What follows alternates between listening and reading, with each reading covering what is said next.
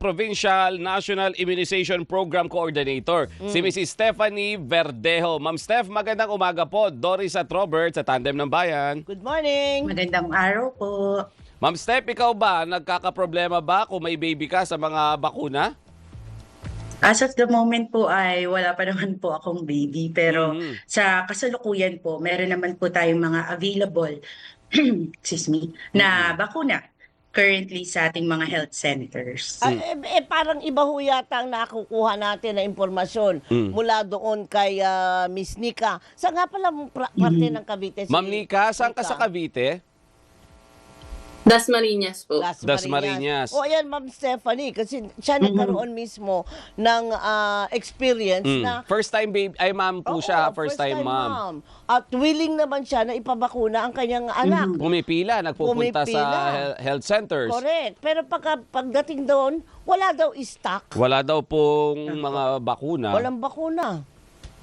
Sa kasalukuyan po talaga, Ma'am Doris and Sir Robert, Opo. ay meron po tayong pandaigdigang kakulangan sa supply sa ngayon. Pero hindi naman po ito nangangahulugan na lahat po ng ating bakuna ay wala. Meron pa rin po tayong mga vaccines na available ngayon sa ating mga health center. And the good news po ay dumating na rin po yung ating mga hinihintay pa na karagdagang mga bakuna. So, meron po tayong available na vaccines such as BCG, hepatitis B, pentavalent, and measles vaccines na available sa mga health center. Sa kasalukuyan po, ang talagang nagkaroon lang ng delay sa ating supply ay ang tinatawag po nating oral polio vaccine OPV. and ang ating mga pneumococcal conjugate. Pero Opo. meron pa rin po silang on hand. Ma'am, pag ganito, Ma'am Steph, si Miss Nika, sabi niyo po meron. Si Miss Nika nagpunta sa center, ang sabi po wala. At wala pang supply. Ano ang dapat gawin ng katulad po ni Mami Nika para po makompleto pa rin yung bakuna ng kanyang baby? Marami sila no?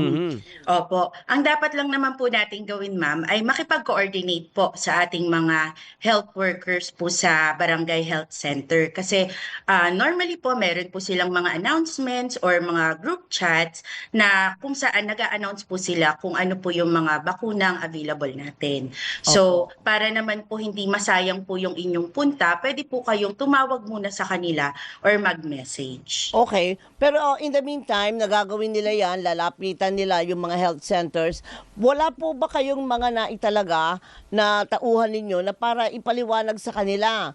Kapag ka po, ito, kagaya si Ma'am Nika, yung baby niya, patalon-talon na ang mga bakuna, ano ho ang epekto niyan? O meron ba, kung sakali man?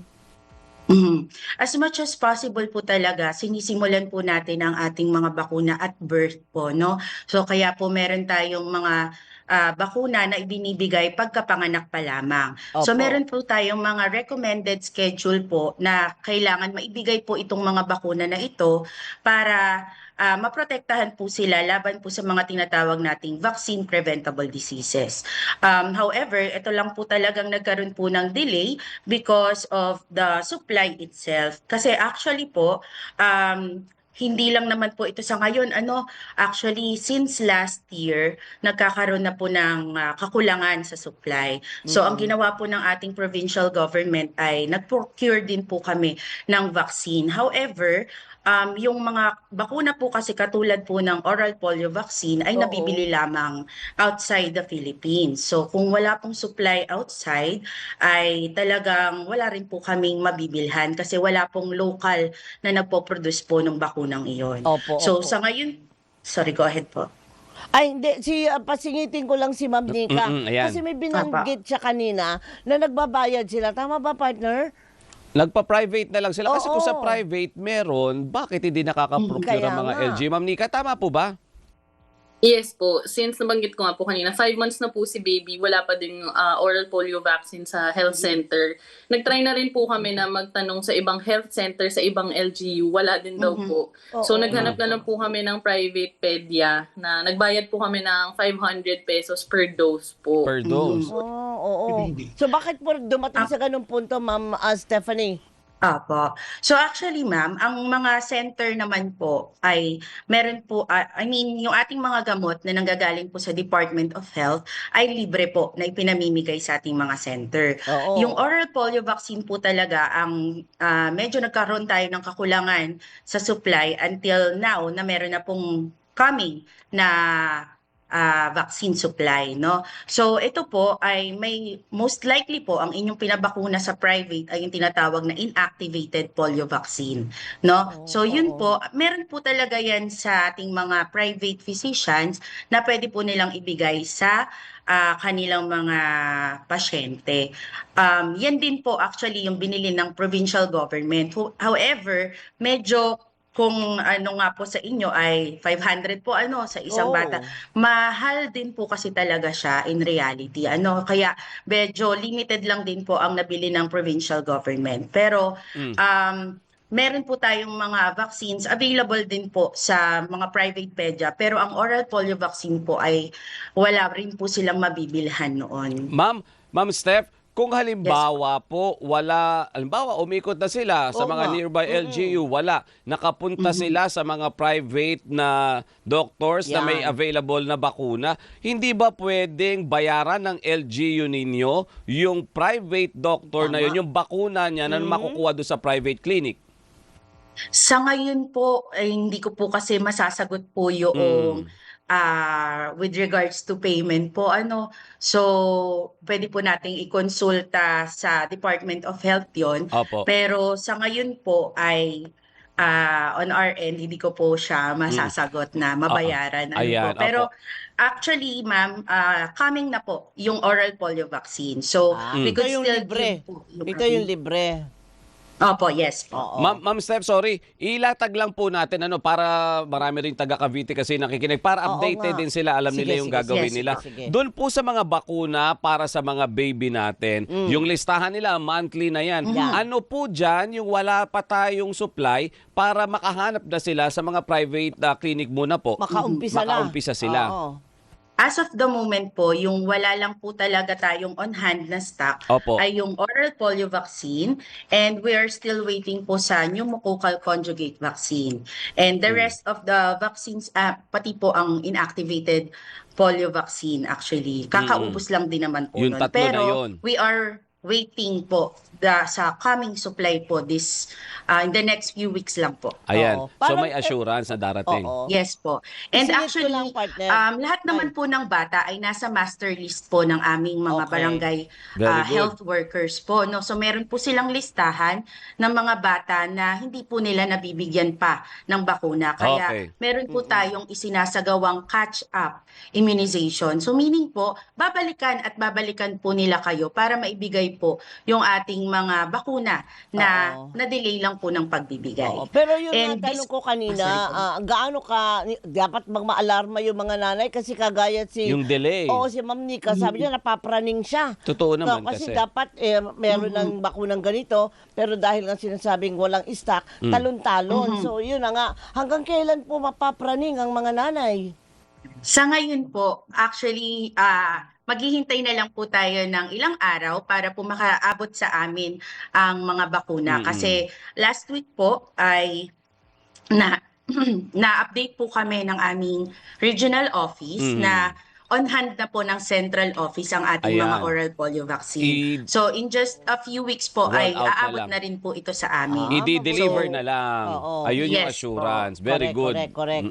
Ay, isa na lang partner, Go, with your partner. indulgence.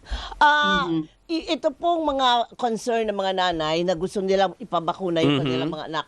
Ibig po bang sabihin ito ay wala na yung tinatawag natin na vaccine scare? Aha. Na, di ba partner, Oo, naalala mo natatakot kasi? na hindi ayaw namin ipabakuna, Oo. baka hindi maganda sa bata. At saka meron pa rin, kumbaga, rumerepeke pa rin sa kanilang alaala yung tinatawag na nangyari noong nagkaroon ng sa issue ng Dembak Dembaksya. siya, oo.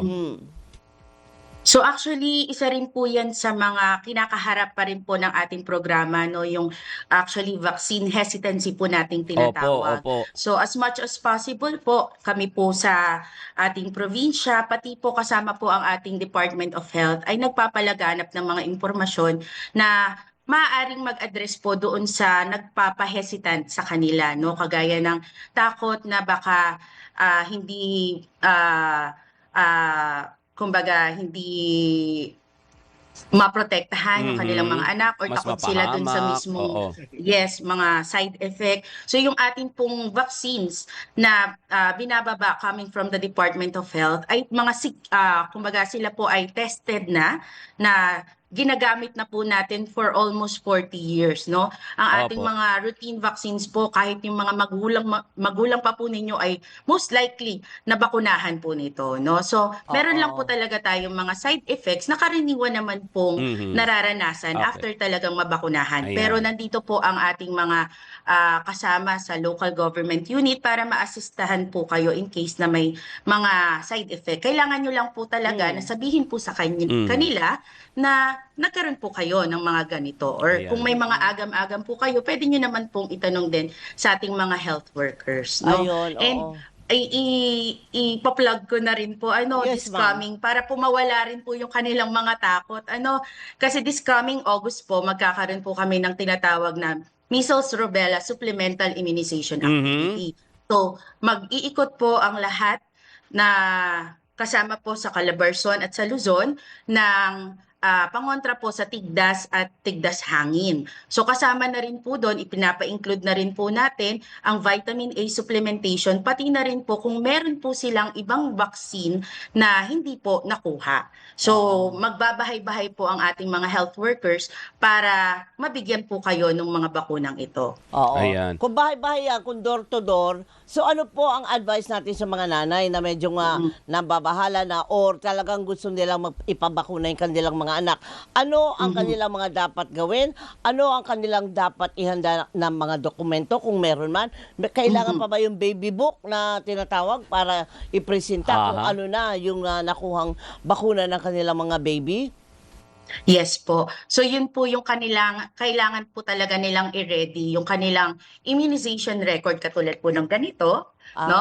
Immunization record or yung baby book po kasi yung iba po ay nagpapabakuna nga po sa pedya, no? So may gumagamit pa rin po sila ng mga baby book kung saan lahat po ng itinurok na bakuna doon sa bata ay kailangan po nakasulat doon sa Okay. record ninyo Ayan. para po siya ay makita po natin kung ano pa yung mga dapat pa pong ibigay sa inyo. Okay. Then mag-a-announce po ang ating mga barangay kung kailan at saan nyo po dapat dalhin si baby Ayan. para mabakunahan po ng mga Very good. bakunang ito. Ma'am Steph, So, maraming yes, salamat ha dyan sa paliwanag ninyo. Pero yung mga nagme-message po sa amin Oh. dito sa Facebook, sa YouTube at sa aming Viber, sa mga concerns po nila, para po ma-address, ibibigay po namin sa tanggapan po ninyo para mabigyan po ninyo sila ng tulong at tamang guidance kung saan sila Yan, magpupunta. Ma'am, tama. thank you ha. Yes po. Maraming You're welcome salamat po. po. And meron din po kaming official Facebook Ayan, page saan po yan? na makaka-message po kayo and we can address it immediately. Our Facebook page po is the Office of the Provincial Health Officer Cavite. So you Ayan. can search that po Ayun. and message us Sasagot for kayo din, any ma'am. assistance. Ayun. Ma'am Stephanie Verdejo, maraming salamat po sa inyong Thank you, ma'am. oras. Thank You're you.